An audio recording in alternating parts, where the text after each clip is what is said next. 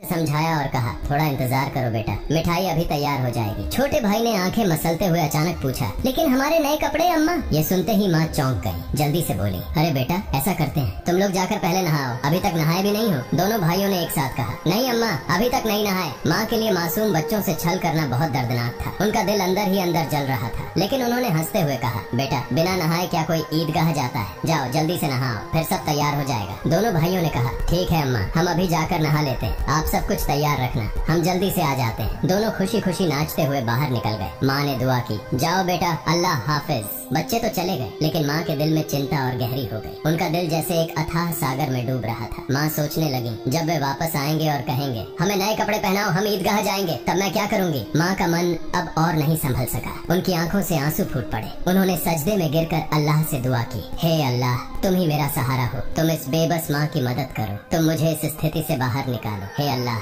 तुम्हारे अलावा मेरा कोई नहीं है, मुझे राहत दो, इस स्थिति से मुक्ति दो। इसके बाद माँ किसी उन्मादी की तरह बोलने लगी हे अल्लाह तुम तो बच्चों की माँ का दिल समझते हो। 3 बार इन मासूम नासमझ बच्चों को बहला फुसलाकर मैंने किसी तरह संभाल लिया, लेकिन अब क्या करूँ, अब क्या कहूँ, तुम ही मुझे रास्ता दिखाओ। हे अल्लाह तुम ही मुझे सहारा दो, तुम सर्वशक्तिमान हो, तुम सब कर सकते हो। फिर उन्होंने जोर से चिल्लाते हुए कहा तुम सब कर सकते हो अल्लाह, तुम सब कर सकते हो। उधर नहाने के बाद दोनों भाई खुशी खुशी हाथ में हाथ डाले घर की ओर चल पड़े। कुछ ही देर में दोनों भाई हंसते खेलते घर पहुँचे और जोर से आवाज देने लगे अम्मा अम्मा हम आ गए अम्मा। लेकिन माँ की ओर से कोई जवाब नहीं आया। छोटा भाई बड़ी मासूमियत से अपने बड़े भाई की ओर देखने लगा और पूछा भैया माँ बोल क्यों नहीं रही है, क्या माँ सो रही है। बड़ा भाई छोटे भाई को अपनी बाहों में लेकर उसे दिलासा देने लगा रुको मैं देखता हूँ। जैसे ही बड़ा भाई माँ को जगाने के लिए हाथ बढ़ाने वाला था, उसी समय दरवाजे पर जोर से खटखटाने की आवाज आई। बड़े भाई ने डरते हुए पूछा कौन है बाहर। बाहर से कोई जवाब नहीं आया। दोनों भाई चकित होकर एक दूसरे की ओर देखने लगे। छोटा भाई डर के मारे बड़े भाई से चिपक गया। तभी फिर से दरवाजे पर जोर से खटखटाने की आवाज हुई। डर और घबराहट से दोनों भाई चिल्ला पड़े अम्मा अम्मा बाहर कौन है। लेकिन माँ की ओर से कोई आवाज नहीं आई। फिर दरवाजे पर खटखटाने की आवाज के साथ कुछ भारी खड़खड़ाने की आवाज सुनाई दी। दोनों भाई डर गए। उन्हें पता था कि अगर कोई रिश्तेदार, परिवार का सदस्य या पड़ोसी घर पर आता है तो वह हमेशा सलाम करता है, लेकिन ये सब कुछ उल्टा हो रहा था। बड़े भाई ने छोटे भाई को और कसकर गले लगाते हुए कहा मुझे समझ नहीं आ रहा ये क्या हो रहा है। माँ भी कुछ बोल नहीं रही है। डरते डरते दोनों भाई दरवाजे के पास गए। जैसे ही वे वहाँ पहुँचे, बाहर से फिर से खटखटाने की आवाज आई। दोनों भाई थोड़ा पीछे हटे और जोर से चिल्लाकर पूछा कौन है दरवाजे पर। बाहर से आवाज आई मैं दर्जी हूँ, दरवाजा खोलो। दोनों भाई हैरान रह गए। उन्होंने पूछा दर्जी आप यहाँ क्यों। बाहर से आवाज आई हाँ मैं दर्जी हूँ, दरवाजा खोलो, मैं तुम्हारे लिए नए कपड़े लेकर आया हूँ, इन्हें ले लो। जैसे ही यह बात सुनी, दोनों भाइयों ने जल्दी से दरवाजे की कुंडी खोली। सामने एक व्यक्ति नए कपड़ों के गट्ठर के साथ खड़ा था। दोनों भाई एक पल के लिए हैरान रह गए। दर्जी ने कपड़े उनकी ओर बढ़ाए। बड़े भाई ने झटपट सारे कपड़े अपने हाथों में ले लिए और छोटे भाई का हाथ पकड़कर तेजी से दौड़ते हुए माँ के पास पहुँचा। उस समय माँ अब भी संभल नहीं पाई थी, वह गुपचुप आंसू बहा रही थी। दोनों भाई बोले अम्मा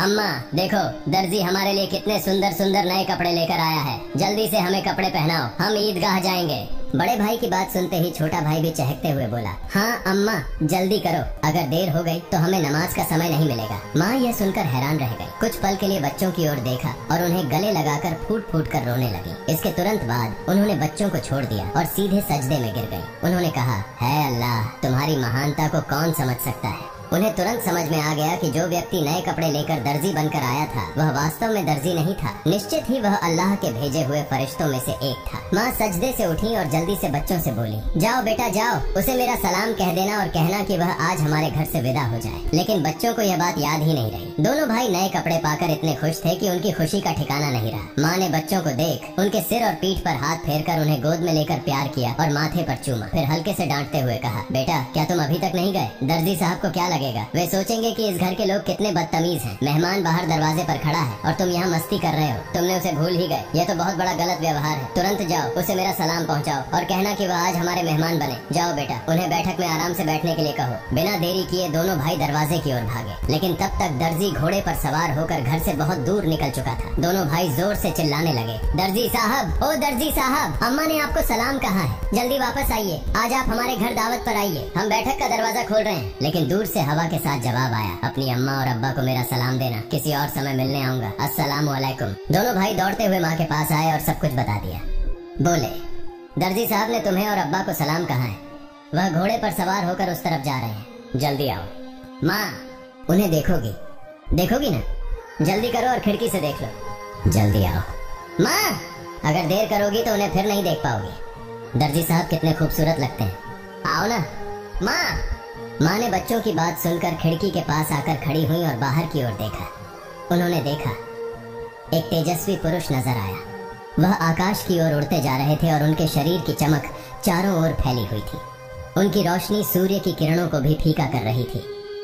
माँ तन्मय होकर यह सब देख रही थी। अचानक वह पुरुष घोड़े सहित कहीं अदृश्य हो गए। उन्हें अब और नहीं देखा जा सकता था। इतने में दोनों भाई जोर से चिल्लाकर बोले, अम्मा, अम्मा देखो, वो रहे अब्बा, दूर से आ रहे हैं। वह माँ ने बच्चों को लेकर अंदर कमरे में ले गईं और उनके शरीर पर नए कपड़े पहनाने लगी। उसकी आंखों से खुशी के आंसू बह रहे थे। दोनों भाइयों ने हैरानी से पूछा, अम्मा, अम्मा तुम क्यों रो रही हो? माँ ने कहा, बेटा मैं क्यों रो रही हूँ यह तुम अभी नहीं समझोगे। तुम्हारी उम्र अभी इतनी नहीं हुई है, लेकिन आज से ये बात याद रखना, एक पल के लिए भी अल्लाह ताला को भूलना मत। अल्लाह को हमेशा याद रखना। जो हमेशा अल्लाह को याद रखता है वह कभी भी मुसीबत में नहीं पड़ेगा। अगर तुम इस छोटी सी बात को हमेशा अपने दिल में बसा लोगे और जिंदगी भर अल्लाह को नहीं भूलोगे तो देखोगे कि अल्लाह हमेशा तुम्हारी मदद करेगा। वह कभी तुम्हें कठिनाइयों में नहीं डालेगा। माँ अपने बच्चों को यही नसीहत दे रही थी और साथ ही उन्हें नए कपड़े पहना रही थी। जब बच्चों को सजाने का काम पूरा हो गया तो माँ ने सुरमे का डिब्बा लाकर छोटे बेटे की आंखों में सुरमा लगाया। बड़े बेटे की आंखों में सुरमा लगाते ही दरवाजे के बाहर से आवाज आई, अस्सलामु अलैकुम या फातिमा तुझ जहरा। अंदर से हजरत फातिमा रज़ियल्लाहु ताला अन्हा ने जवाब दिया, वालेकुम अस्सलाम या अली करीमुल्लाह। छोटा बेटा दौड़कर बाहर गया और चिल्लाने लगा, अब्बा आ गए, अब्बा आ गए। बड़ा बेटा बाहर जाने ही वाला था, लेकिन माँ ने उसे रोक लिया क्योंकि उसकी आंखों में सुरमा लगाना बाकी था। माँ थोड़ी गुस्से में बोली,